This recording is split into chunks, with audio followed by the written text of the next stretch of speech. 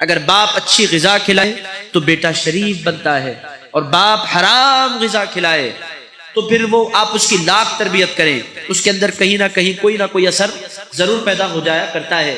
حضرت اورنگزیب عالمگیر رحمۃ اللہ علیہ کے حوالے سے بھی ملتا ہے، وہ گئے چند طلباء کو اٹھایا جن کو پاکیزہ غذائیں ملی تھی، ان کو بھی پڑھایا، اور ایک ایسے بچے کو بھی اٹھایا جس کا باپ سود کا کاروبار چلایا کرتا تھا، اس کو بھی اٹھایا۔ حضرت اورنگزیب عالمگیر رحمۃ اللہ علیہ نے 5 سال تک ان کی تعلیم کا اہتمام کیا۔ 5 سال کے بعد پہنچے کلاس میں، امتحان لینے کے لیے بادشاہ سلامت آئے ہیں، استاد نے سارے شاگردوں کو پیش کر دیا۔ اب ایک کے بعد ایک پورے طلباء بیٹھے ہیں، اورنگزیب عالمگیر رحمۃ اللہ علیہ نے ایک ایک کو بلا کر ارشاد فرمایا، جانتے ہو میں کون ہوں؟ بچوں نے کہا، پہلے بچے نے جی ہاں میں جانتا ہوں، آپ میں کون ہوں؟ آپ پورے ہندوستان کے شہنشاہ ہیں۔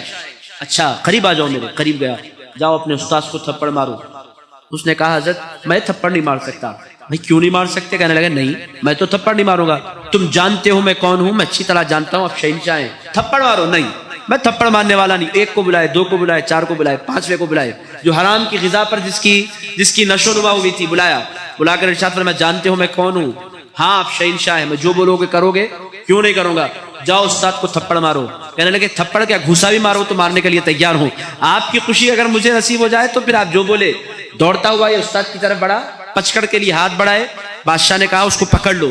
پکڑنے کے بعد استاد سے پوچھا، بھائی تمہاری تربیت میں جب یہ سارے طلباء رہے ہیں تو یہ بچہ تم پر ہاتھ اٹھانے پر کیوں راضی ہو گیا؟ اس استاد نے کہا، قصور اس کا نہیں ہے، قصور اس کے باپ کا ہے کہ اس نے اس کو حرام غذا کھلائی تھی۔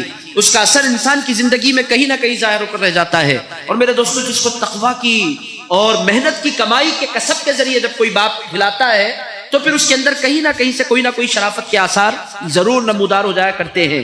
عزیز دوستو، یہ غذا کا اثر ہوتا ہے، یہ قرآن کا کانسیپٹ ہے، اسی لیے قرآن نے بار بار تاکید کی، کلوا من طیبات ما رزقناکم، لوگو کھاؤ تو پاکیزہ کھاؤ، کھلاؤ تو پاکیزہ کھلاؤ، حرام سے اپنے آپ کو بچاؤ۔ اس کا اثر انسان کے کردار پر، انسان کے احوال پر، انسان کے اعمال پر پڑا کرتا ہے۔ اگر آپ تقویٰ والا اور محنت والا، کسب والا کھانا کھلائیں گے تو خود بخود اولاد کو نیکی کی طرف میلان پیدا ہوگا۔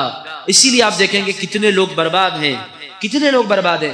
ایسے لوگ بھی ہماری نظروں میں ہیں، زبردست گھر عالی شان علاقے میں، باپ کے پاس کاریں کھڑی ہیں اور بیٹوں کا عالم یہ ہے پیسے کو تڑپ رہے ہیں، لوگوں سے قرضے طلب کر رہے ہیں، لوگوں کے پاس ہاتھ پھیلا رہے ہیں، ان کے پاس آمدنی کے ذرائع بند ہوتے چلے جا رہے ہیں۔ ان سے پوچھا ایک نوجوان سے، بھائی آپ کے احوال آپ کے والد کے دور میں تو اتنے زبردست تھے، آج آپ کو کیا ہو گیا ہے؟ تو ایک نوجوان نے کہا، یہ سزا ہے جو والد کے گناہوں کی ہمیں مل رہی ہے۔ میں نے کہا وہ کیا؟ کہا کہ بڑے جاب پر وہ تھے اور ادھر ادھر سے پیسہ آتا تھا، وہ تنخواہ سے زیادہ لوگوں سے لے کر کھا جایا کرتے تھے۔ آج کل رشتوں کی بات ہوتی ہے، سب سے پہلے پوچھا جاتا ہے بچہ کماتا کیا ہے؟ لوگ کہتے ہیں بچہ 20,000 کماتا ہے۔ 20,000 کے بچے کو ہم کیا دیں؟ نہیں اوپر کی کمائی بہت ہے، ہاں اس کو رشتہ دیا جا سکتا ہے، اوپر کا کمانے والا ہے کا مطلب اس کو بچی دے دو۔ عزیزان گرامی قدر، پچھلے زمانوں میں اوپر کی کمائی اگر کوئی بولتا تو اس کی پٹائی ہو جاتی تھی۔